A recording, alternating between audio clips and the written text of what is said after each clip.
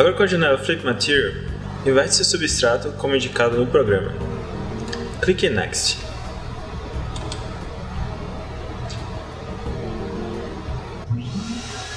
Iniciará o processo de identificação dos fios iniciais.